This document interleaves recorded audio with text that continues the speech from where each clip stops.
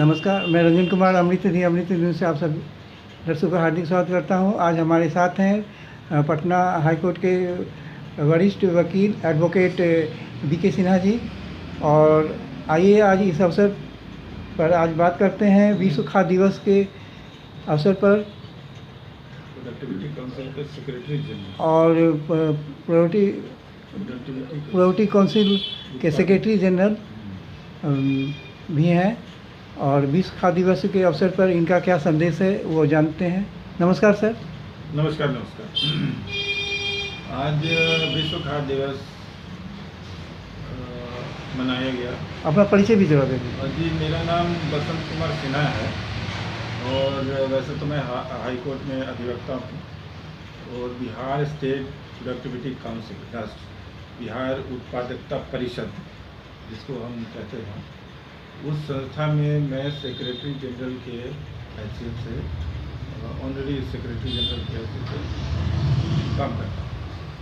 तो आज हम लोगों ने विश्व खाद्य दिवस मनाया है और विश्व खाद्य दिवस ये हर साल 16 अक्टूबर को ही होता है।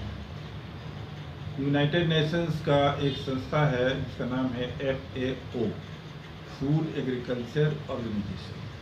तो ये संस्था जो है ने 17 सस्टेनेबल गोल बनाए हैं, जिसमें ये जो जीरो हंगर है वो दूसरे नंबर पे आता है और इसलिए इसको SDG 2 बोलते हैं, सस्टेनेबल डेवलपमेंट गोल 2।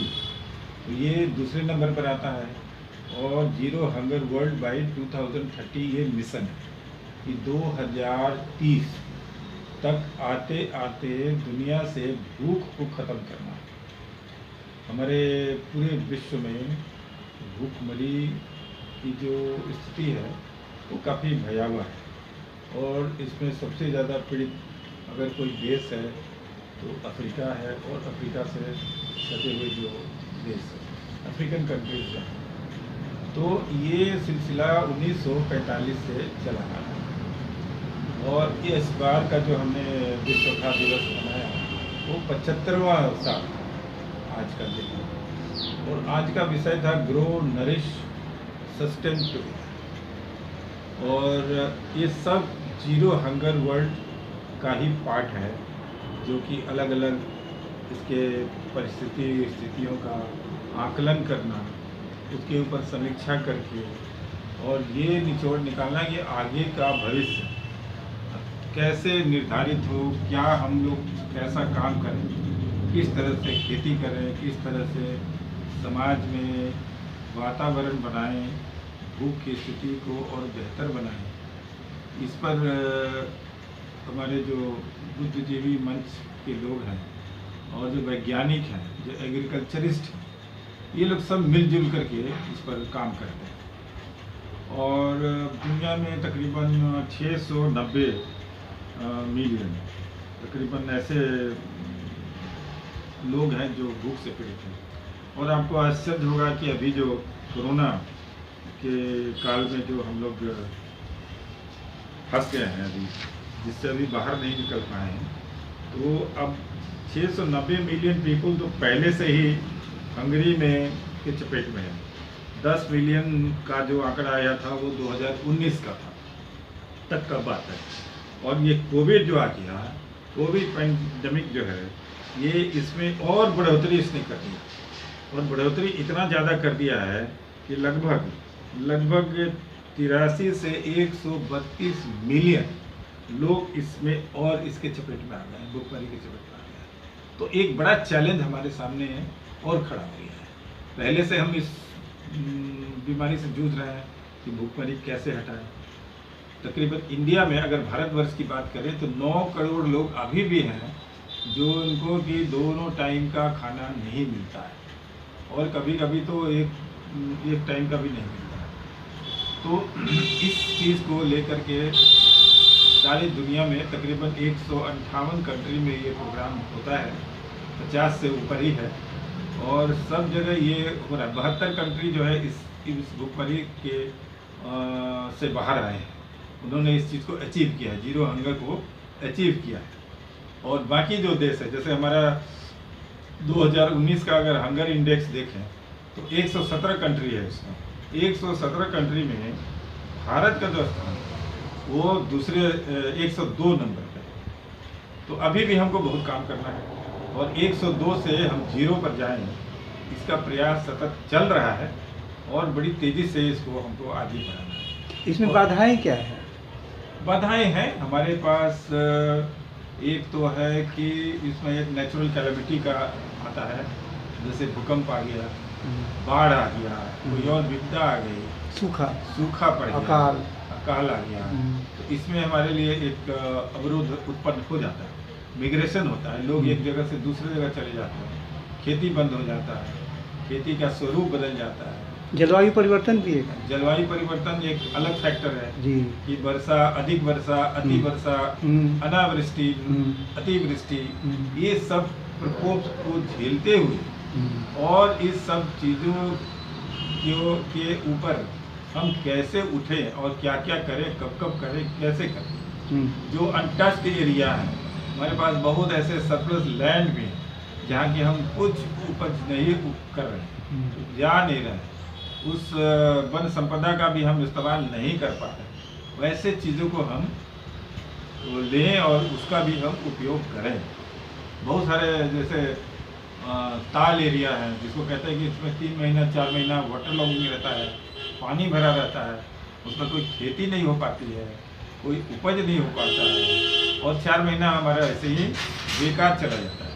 लेकिन अगर साइंटिफिक दृष्टि से उसको सोचा जाए तो हम उसमें मछली उत्पादन कर सकते हैं, इसमें और भी हम फिशरीज का वो कर सकते हैं, उससे आमदनी बढ़ा सकते हैं, किसानों की आमदनी बढ़ सकती है और आसपास के लोग को उससे फ़ायदा हो सकता है।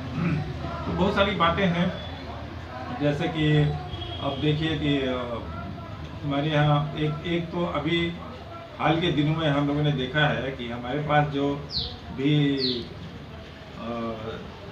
उपयोग के लिए वस्तु है, जो भी हम उपयोग करते हैं, जो भी हमारे पास वस्तुएं उपलब्ध हैं, उसका अति उपयोग करना। और अति उपयोग करने से क्या होता है कि 5 आदमी ने 10 आदमी का जो है वो कोटे का सामान वो अपने पास इस्तेमाल कर लिया। जैसे पेट्रोल है, पेट्रोल मान लीजिए हमारे यहाँ निर्यात तो आयात होता है और इतना ज़्यादा होता है जिससे कि हमारा फॉरेन एक्सचेंज जो है वो बहुत ज़ाया हो जाता है। तो अगर हम उसको जो रिसोर्सेज हैं, रिसोर्सेज को हम कम करें, उपयोग में कम लाएं, वेस्टेज ऑफ फूड 9 से 10% फूड को जो हम लोग वेस्ट कर देते हैं उसको रोकें। और कहीं कहीं ये भी खबरों में आई है समाचार में कि क्या कहता है लाखों टन जो है अनाज भंडार में जी सर सड़ जाता है बारिश में, कोई उस पर ये लापरवाही के कारण, सरकारी लापरवाही। 4-4 हज़ार टन जो है अनाज जो है ऐसे ही सड़ जाता है जी। उसका कारण है कि पर्याप्त हमारे पास भंडारण की व्यवस्था नहीं है और इसके वजह से अनाज को खुले में रखा जाता है और उसको तिरपाल से ढक के और वैसे करके उसको रखा जाता है। नतीजा यह है कि बारिश के दिनों में वो खराब होता है, सड़ता है, ज़मीन से उसमें नमी आती है और वो सड़ जाता है, खराब हो जाता है। भ्रष्टाचार भी एक कारण है। और भ्रष्टाचार तो एक बहुत कहीं कहीं तो अभी सुने आया कि जो ये खाद्यान्न का भंडार गृह है वहाँ पानी से भिंगा करके बर्बाद किया जाता है, ऐसे भी खबरें आई हैं। भ्रष्टाचार तो ऐसा है कि अनाज की चोरी होती है जी, उसमें जो है गेहूँ निकाल के और उसमें लाल पत्थर भर दिया जाता है, ऐसा बहुत सारा बालू भरा जाता है। ये सब चीज़ें नोटिस में आई है और धरपकड़ भी हुई है, कई बार ऐसे लोग पकड़े भी गए हैं। तो ये हमारे यहाँ कुव्यवस्था को जो है सो है, भंडारण की कमी है। अनाज हमारा सरप्लस है, हमारे यहाँ अनाज की जो पैदाइश है वो काफ़ी अच्छा है, उन्नत। अब कृषि जगत में जो है अभी एक काफ़ी बढ़ोतरी हुई है अभी हाल के रिपोर्ट से, तो लगता है क्योंकि हमारा उत्पादन बढ़ा है तभी हम एक्सपोर्ट कर पाए। सर, विश्व खाद्य दिवस के अवसर पर आप क्या संदेश देना चाहेंगे कि ये जो यूनाइटेड नेशन का ये जो मिशन है जीरो हंगर प्रोजेक्ट, वो उसको कैसे सफल बनाएं? देखिए इसका एक संक्षेप में बताएंगे। हाँ, एक है कि तो रिसोर्स जो है उसका कम से कम इस्तेमाल जी, प्राकृतिक ये जो संसाधन जो है उसका उपयोग हो सही ढंग से हो, हम्म, जरूरत के अनुसार हो हम्म, और मिसयूज नहीं हो। जी, ठीक है, एक आदमी अगर 4 आदमी का खाना खा जाएगा हम्म। तो मिसयूज है। और कहीं कहीं सर एक चीज़ और देखे होंगे आप कि लोगों को खाने के लिए अगर दिया जाता है थाली में जितना नहीं खाएंगे उससे ज़्यादा भर के दे दिया हाँ। जाता है। ये बात नहीं होनी चाहिए। ये नहीं होनी जी, चाहिए। एक बात और मान लीजिए कि हम थोड़ा ही खाएंगे तो बोल दें कि हम इतना ही लेंगे बाकी निकाल लो। ये भी कल्चर होना चाहिए समाज में कि बिल्कुल बिल्कुल जी, हमारे यहाँ तो ये संस्कार में है, हमारी संस्कृति में है कि आप जूठा ना छोड़ें जी, और खाने का उतना ही आप खाना खाएं जितना आप खा सकते हैं, जी, जितना आपको ज़रूरत है। जी, जी, ये भी कहा जाता है कि भूख से 25% कम खाना चाहिए जी, ताकि आप स्वस्थ रहें। हम्म, तो ये सब बातें जो हैं हमको तो सिखाई गई है, लेकिन हम उसको फॉलो कितना करते हैं उस पर डिपेंड करता है।